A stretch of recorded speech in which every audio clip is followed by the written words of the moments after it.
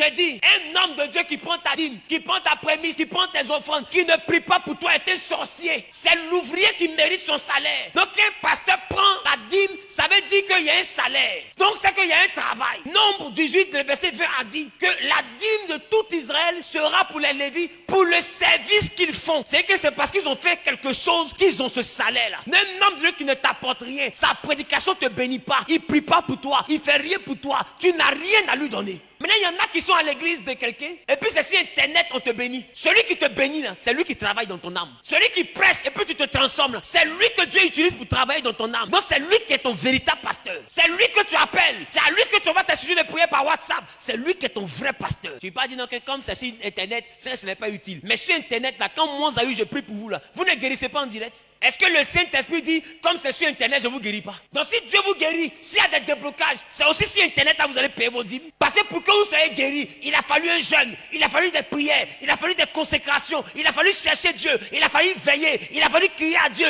il a fallu supplier, il a fallu des requêtes, il a fallu intercéder, il a fallu lutter devant Dieu, chasser des démons pour que ta vie soit bien. Pour que les prédications te fassent du bien. Et tu dis, l'homme, il prêche bien. Je suis abonné à sa page. C'est parce qu'il se consacre pour que Dieu lui parle au travers de sa parole. Pour que ça puisse te bénir. Parce que tu es un peuple que Dieu lui a donné. Mais tu n'es pas dans la même ville. Mais Dieu t'a donné à cet homme de Dieu pour que sa prédication puisse changer ta vie. Son salaire là, pour le service qu'il fait là, on appelle ça la dîme. L'ouvrier mérite son salaire.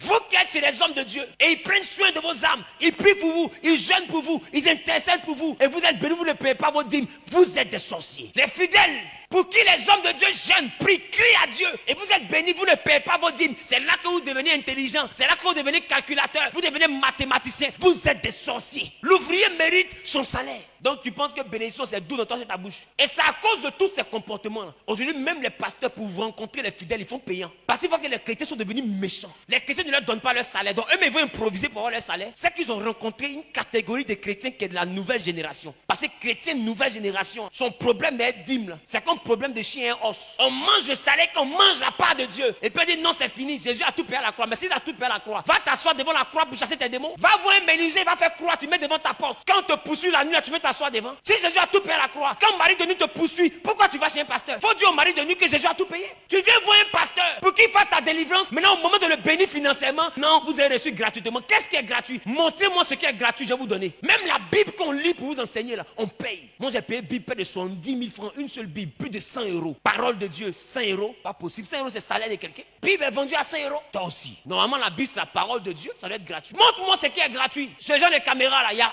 1, 2, 3, 4. Il y a encore 2 en réserve. C'est des caméras qui coûtent des millions. Reviens si moi, ils vont me voir. Pourquoi tu me vois en Europe là-bas et puis tu dis Amen? C'est l'argent. Qu'est-ce qu'on a reçu gratuitement et puis les chrétiens fatiguent les gens? Avez-vous avez reçu gratuitement, donné gratuitement? Dans ce monde ici, il y a quelque chose qui est gratuit. La seule chose qu'on a reçu gratuitement, bien aimé, c'est le souffle de vie. Parce que même l'onction, c'est pas cadeau. L'onction pour l'avoir, faut veiller dans la prière, faut jeûner, faut crier à Dieu, faut intercéder, faut se consacrer, faut se disposer pour que Dieu puisse te remplir. Ça ne vient pas par hasard. Il y a un prix à payer pour avoir l'onction. Si c'était gratuit là, toi aussi tu vas aller avoir l'onction. Il y a toujours un prix à payer.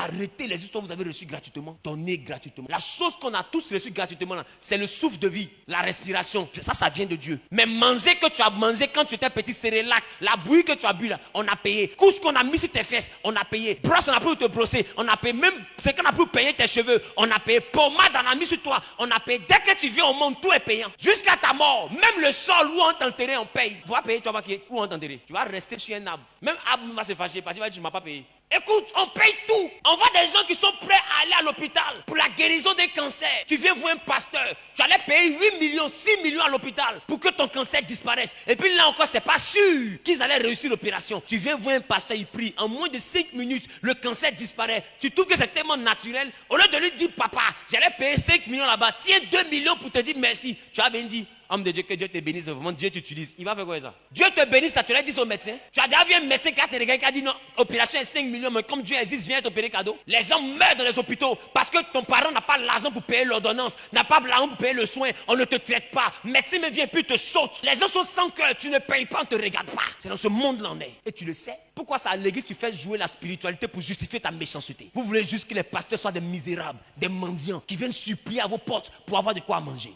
Un vrai enfant de Dieu n'a pas ce cœur-là. La dîme, c'est le salaire des hommes de Dieu. Il faut payer. Donne à César ce qui est à César. Les hommes de Dieu, jeunes, vieux, adultes, vieillards, peu importe. C'est leur vie qu'ils sacrifient. S'ils meurent, tu ne t'occuperas pas de leur famille. Non, pourquoi ils ont des maisons? Pourquoi ils n'ont pas de maison? Toi, tu auras une retraite. Lui, il a une retraite. Ces enfants, il n'y a pas un ange qui va descendre pour dire, je vous envoie en terminale. Il n'y a pas. Arrêtons ça. Prenons-nous au sérieux.